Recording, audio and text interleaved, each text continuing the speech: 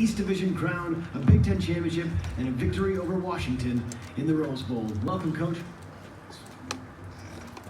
Thank you, and I just wanted to again, thank Jim Delaney for everything he's done for the Big Ten. Having been around here to see everything he's done, but obviously what he's done and the opportunities he's provided for everybody involved with the conference is tremendous. And really looking forward to work with Kevin Warren moving forward and tackling some of the changes in college football and the landscape as we move into the next couple decades.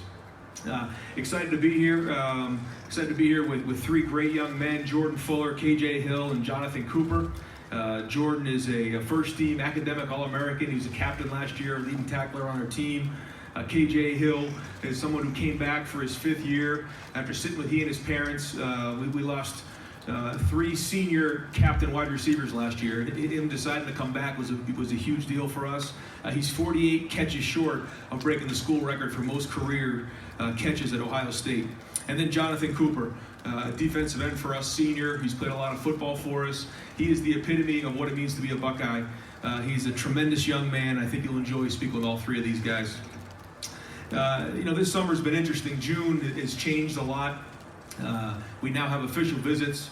So June is a bear for college football coaches. And having official visit weekends in June, it was a lot of work. Got into July and really had the staff get away from football a little bit, recharge as we head into August, because this team's got a lot to prove. The coaching staff is a new coaching staff. We've got a lot to prove. The offense, we lose 7 guys, really 8 with Mike Weber leaving as well. It's going to be a new quarterback under center. And then also on defense, there's a group of guys over there who are salty, who have a lot to prove. So August is going to be a big month for us, and looking forward to get going in a couple weeks. With that, I'll open up to any questions. Coach, we'll start right in front of you on the left. Hi, Ryan. Dave Biddle from 24/7 Sports. Who has the inside track to be your middle linebacker, starting middle linebacker? And what are some of the other most important position battles you face going into training camp on both sides of the ball? Yeah, we have a lot of depth at linebacker, and with the new scheme, we're actually having the ability to use different personnel groupings. We'll put 5 DBs in a game, we'll put 3 linebackers in a game, and kind of mix that up. Tuff Borland, played a lot for us last year, and he's being pushed. He's being pushed by Taraja Mitchell. You're going to see Baron Browning, Malik Harrison, Pete Warner. You're going to see a lot of these guys playing next year. Al Washington's got his hands full. I talk to him all the time about you got to figure out who's going to play. And it's a good thing. There's a lot of healthy competition right there. And, we want that room to look like the defensive line room has looked in the past. Whereas, we've got a lot of guys in that room and Larry Johnson's built that room up to where, you look at the guys who have come before and then the young guys who are there, there's a mentorship going in there in that room. But we want to build that in the linebacker room, and Al Washington is working on that. What about the offense? On offense, yeah. So, the tight end group right now is probably the most experienced group. And Luke Farrell came back and had a really good offseason. Rashad Berry's played for us. And then Jeremy Ruckert's looking to make a push right now. So there's going to be a good battle right there with different skill sets. The thing up front is going to be interesting because we have some guys who have some experience. Although we've lost 4 guys who are starters, Thayer Mumford's the incumbent at left tackle. But other than that, Wyatt played at right guard. Josh has played some at center. But then you also have, Jonah Jackson coming in from Rutgers, Brandon Bowen, and then Josh Allaby. And then the other guy is Nick Petit-Ferrer. All of those guys could play. For the most part, they had good springs. They had a good off season. But the battle is really going to happen in August. We'll go over here on the right. Yeah, Rob Aller, Columbus Dispatch. Ryan, in terms of this transition you've gone through, what have been the challenges? You've kind of gone from, I'm assuming, less coaching to more of this type of thing. How has it looked in terms of how you recruit, your role changing, and sort of being the CEO of the program? Yeah, it started with, in the summer with the staff and making some hard decisions right there. And then, go about motivating the staff and hiring guys that you trust to do their job. And then, we have so many other staff in place, whether it's, quality controls or GAs, recruiting staff. And creating a vision there in terms of recruiting is our number one priority in the building is recruiting. And so as the head coach, as a position coach, anybody else in the building, that's the first thing we focus on every day. And then from there, it's what we call power of the unit, which is motivating their units. And then at the end, it's enhancing the scheme. And so constantly talking to the guys about that. And as football coaches, a lot of times we want to hit on scheme, we want to talk about plays, but it's more about recruiting and about working with our guys to create that brotherhood amongst each other. And having that approach now where it's more of a macro approach as opposed to just looking at the X's and O's and the football and everything like that. Still very much involved on offense, working with Kevin Wilson and Mike Yurcich on that side of the ball. And that's the exciting thing about college football is every year, that offense is going to adapt based on your personnel. And losing as many guys we lost on offense, it's going to look different this year. And that's an exciting journey as we move into August. We'll go all the way on the left in the third row. Hey Ryan, Austin Ward, Letterman Row. You talked, I think, on the day you got hired, you got the job, that over time you would put your personality on the program. You'd obviously make some tweaks, but you're also trying to maintain a really successful program as it is. Have there been things already in the first 6 or 7 months that you've consciously done differently, tried to change, or anything at this point that's notable? I think the easy thing to do is to ask, how are you different than Urban Meyer?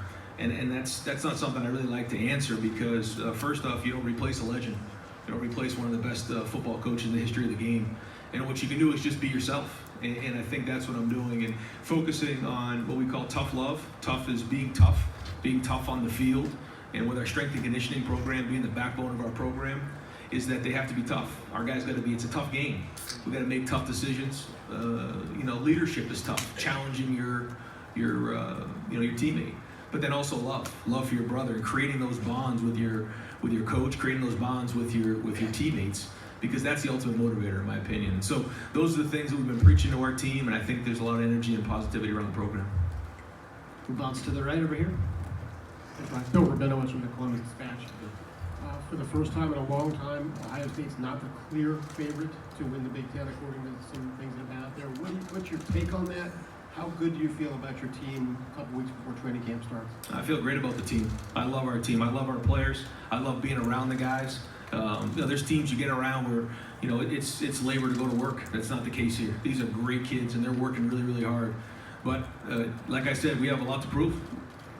This is a new staff. This is a new team. We haven't done anything, and we need to do that. So first off, in July, our guys have been working really, really hard. They got a break right around the 4th of July, but other than that, they've been working. And our strength and conditioning staff with Coach Mick and everybody, they've been working their tails off to get themselves in shape and learn a lot of hard lessons right there in the weight room and work it out. But it's going to come down to proving it on the field.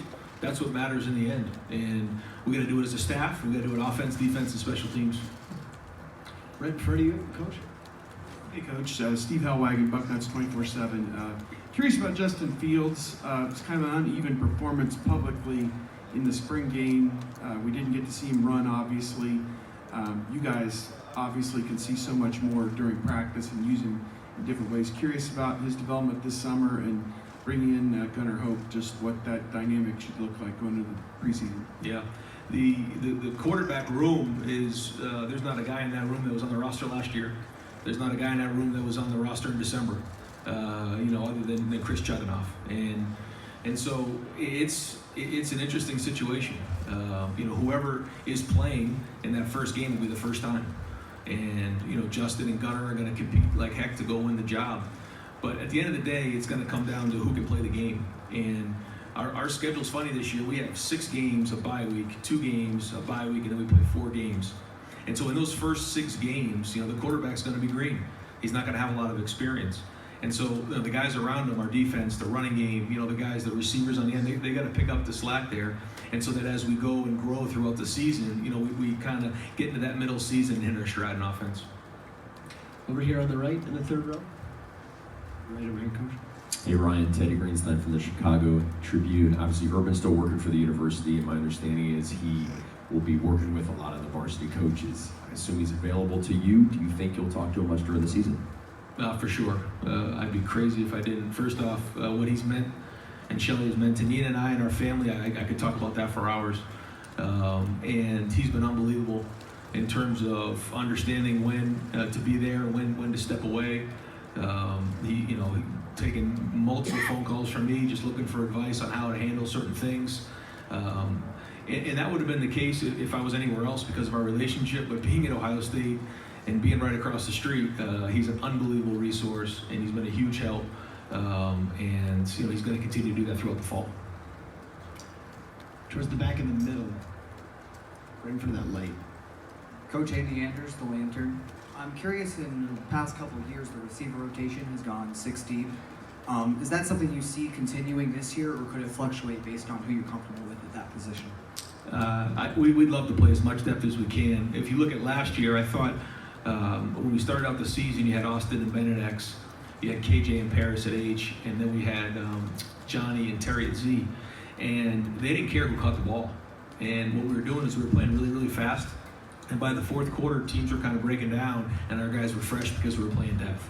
And that talks to that room and what Brian Hartline's done in terms of building unselfishness in that room. There's a lot of receivers want the ball, they want their catches, they want their numbers, but these guys didn't care. And we have to keep that mentality going in that room. But when you look at who we have coming back, I think we have a chance for that same thing.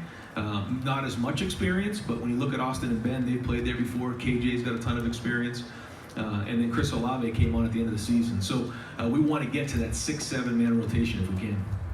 We have time for 2 more. We'll go in the back right corner. Sam McEwen from the Omaha World Herald. Hey, Coach, I know you've been asked a lot about Urban Meyer, but I wanted to ask you about another one of your mentors, Chip Kelly. You played for him, and then you worked for him. How much did he shape your thinking, not only as a coach, but the way that maybe you look at offense and the direction that it's headed going into the future? Where do I even start? He's like a father, brother, uncle to me. Known him since I've been 6 years old. Spent some time with him again this summer. He's meant everything to me in my career. He got me going. He recruited me to go to the University of New Hampshire. He coached me there, and then I coached with him in the NFL for 2 years. He's shaped it as much as, he and Urban are probably the 2 biggest influences, and Steve Adazio will be the 3rd, and what they've done for me in my career. But he's always thought outside the box. He's been an innovator in the game, and so much of what we do is very, much in line with his philosophies and some of the concepts that he built. Because, what he did was he combined the spread run game with the pro passing game when we went to the NFL, and that's kind of our philosophy. Our final question for Coach Day comes in the front row on the right. Thank you. Roy Akers, Midwest Sports Scene. Now, some of the procrastinators and some of the magazines for the first time had Michigan winning the East. Is that something used as bulletin board material, or does your prior resume and the team's resume speak for itself? I mean, I think people read it. I think our guys read it. They see it, especially with social media. It's more available than ever. But again, that's not something that we focus on. I've talked to our guys about the expectations at Ohio State couldn't be any higher year in and year out. We know that. But if we focus on all that, we can get ourselves distracted because it really doesn't matter. I know that sounds like coach speak, but it's true. Because in the end, what matters is if we win the game. And the only thing that's going to help us do that is if we get better day in and day out and focus on right now. And again, I know that sounds like cliche, but it's the truth, and it's what we got to focus on. Thank you for your time, Coach. This concludes